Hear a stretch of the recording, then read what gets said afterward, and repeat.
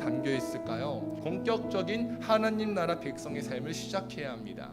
그 시작은 하나님께서 약속하신 가나안 땅으로의 행진이고요. 중요한 건 가나안 땅으로 가기 위해서 반드시 거쳐야 하는 곳이 있습니다. 어디죠? 광야입니다. 그럼 민수기라는 책이 우리에게 주는 메시지는 무엇이냐? 하나님 백성으로 구별된 성도는 주님께서 약속하신 가나안, 즉 천국에 가야 하는데 천국에 가기까지는 반드시 이 광야 같은 인생을 보내야 한다는 것이죠. 여러분, 성경에서의 광야는 어떤 곳이죠? 크고 두려운 장소입니다. 또 불뱀과 정갈이 사방에 깔린 위험한 장소이기도 하죠. 이처럼 우리 인생도 광야와 같습니다.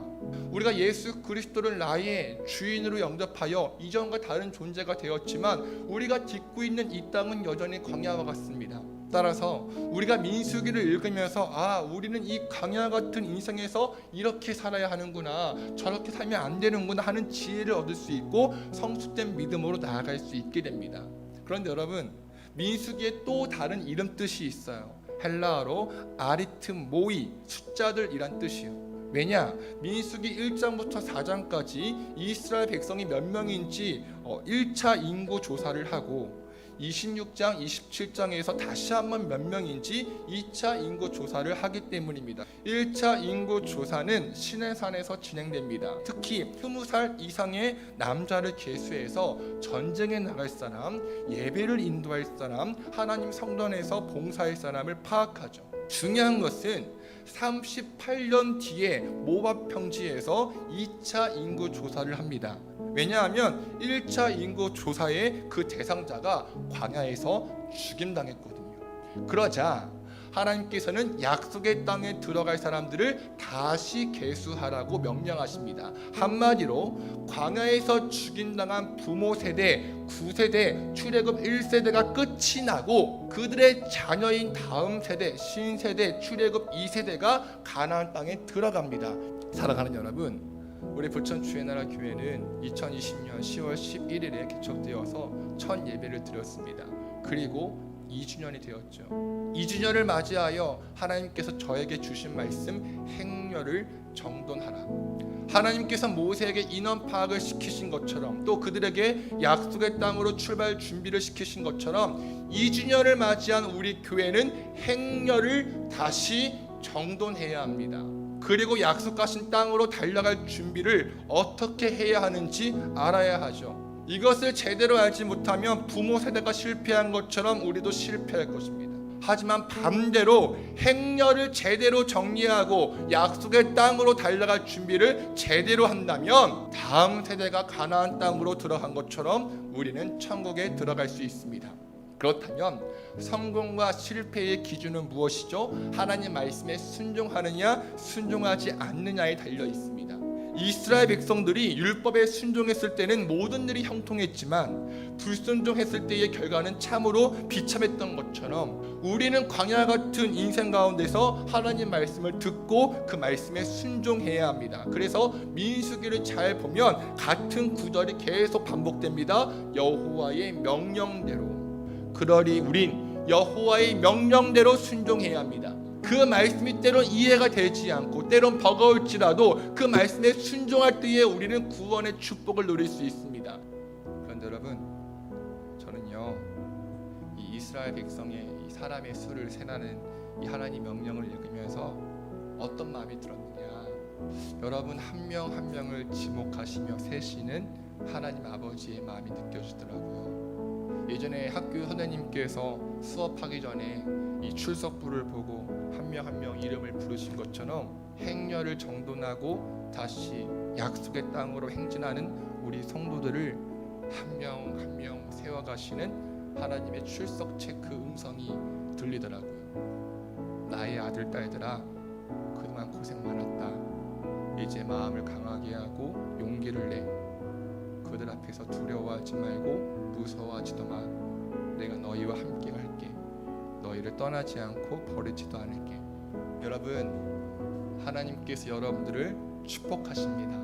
9세대가 다 죽고 신세대가 가나안 땅으로 향하던 중에 모압 땅에 텐트를 치고 유숙을 하게 됩니다. 그러자 모압 땅의 왕인 이 발락이 이스라엘 백성들의 수가 너무 많으니까 두려워합니다.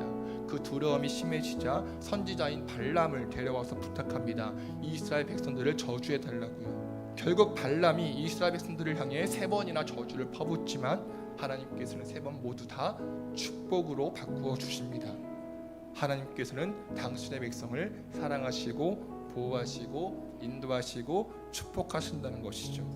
지난 2년 동안 개척교회라는 불편함에 불평하기보다 하나님께서 허락하신 사명을 바라보고 그 사명에 순종하고 하나님의 일하심을 기대한 여러분들에게 하나님의 은혜와 사랑이 가득 부어질 줄 믿습니다.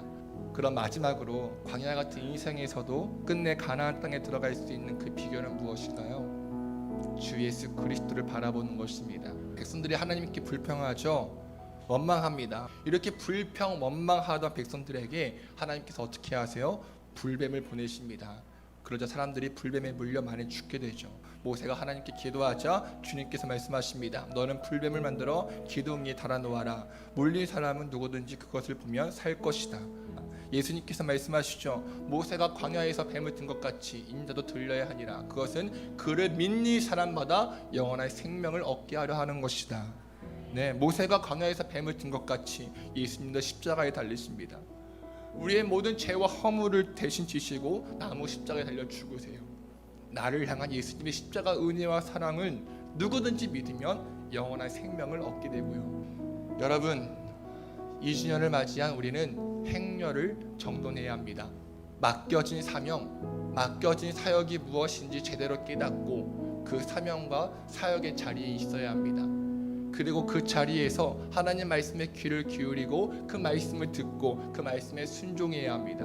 그때 그 말씀이 내 삶에 작동하고 우리의 삶과 가정을 살릴 것입니다. 하지만 이 모든 것은 더럽고 추악한 내 죄를 짊어지시고 처참한 나무 십자가에 달려 죽으신 예수 그리스도의 은혜를 경험할 때 가능합니다. 따라서 광야 같은 인생에서 불뱀에 물린 것 같이 소망이 꺾이고 죽음의 그늘이 나를 찾아올 때 우린 예수님을 바라봐야 합니다. 그 믿음으로 영원한 주의 나라 들어가는 저와 여러분들 시기를 간절히 축원합니다. 오 주님, 당신은 내 삶 구석구석까지 감찰하시며 나를 응원하시는 분, 내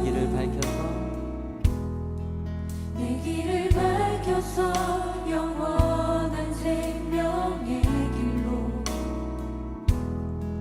인도하시며 나를 격려하시는 분, 크고 작은 갈등을 겪고 하지만 항상 결국 당신을 선택합니다. 나의 유일한 고백의 대상은 오직 아름다운 당신뿐입니다. 나의 유일한 고백의 대상은 오직 아름다운